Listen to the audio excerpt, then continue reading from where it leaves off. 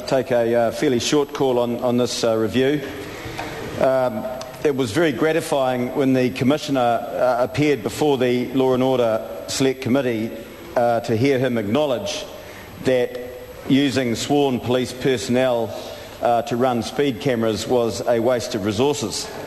The Commissioner came close to suggesting that traffic enforcement should be separated back out from what I would refer to as true policing, but he later issued a statement making it clear that that was not his intent.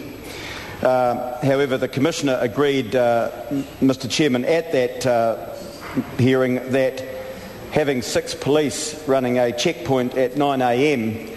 In the village where I live, or near where I live, looking for warrants and regos was not a good use of resources. The Commissioner noted that they must have been doing something other than that. Well, only they would have known, Mr Chairman, but I doubt it. I have noted that the speed camera van that is regularly parked in the village outside the school, and no one disagrees that it should be there, is manned by a man who tells me that he looked like a retired policeman, but in fact he's an active sworn policeman. And surely, Mr Chairman, he could be better deployed somewhere other than sitting in a van outside the Kopakapa school, making sure that no one smashes the camera. And I would encourage the Police Commissioner to look further at deploying resources better to fight crime rather than look after speed cameras. Mr Chairman, policing in rural areas is a major problem, and of course there must be a balance between the low population density and therefore relatively lower crime and the shortage of resources. Obviously, the police must be concentrated where most of the crime takes place. However, there's an old saying, Mr Chairman, build it and they will come.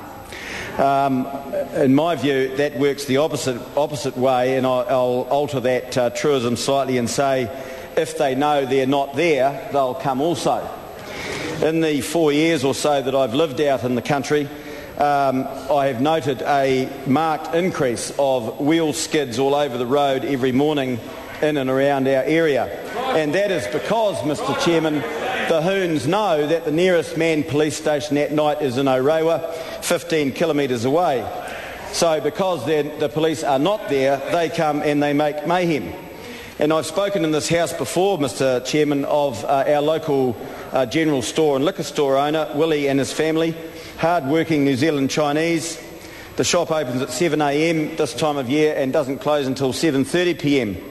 And you'd think he and his family would deserve their rest, but no, he has to be out on the street at 2 a.m. most nights, especially on weekends, to deter the Hoons who are doing donuts all around the road. And they're doing that because there is no policeman within 15 k's and the Hoons know it.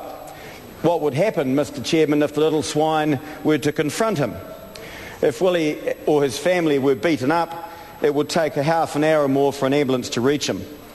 And in my view, Mr Chairman, the very successful community constable experiment should be extended more into rural areas. If money needs to be found, Mr Chairman, then we say take it from the highway patrol car, which is regularly to be found sitting at the Silverdale on-ramp looking for the dangerous speedster doing 120 up a brand new motorway, presumably built to the highest standards. Take it from the highway policeman I used to encounter lying in wait at 5 a.m. on the straights north of Ngatea, waiting for some unsuspected motorist doing 120 on a deserted straight section of highway. Take it from the 2 policemen who once apprehended me on the southern motorway in Manukau City at 4 a.m. It is simply not credible, Mr Chairman, that the best use of police time at 4 a.m. in Manukau City is to sit on the side of the motorway hoping to catch someone driving an old Jag at 120. The Commissioner has said that the public are in favour by a large margin of the traffic function remaining with the police. Well, I'd be interested in the evidence for that, Mr Chairman. Rebalancing, that's the current buzzword. Mr Chairman, at least in rural areas, the residents believe there should be a rebalancing away from handing out traffic tickets on country roads and towards establishing a police presence in rural areas. If police are present, the hoons will go elsewhere. Thank you.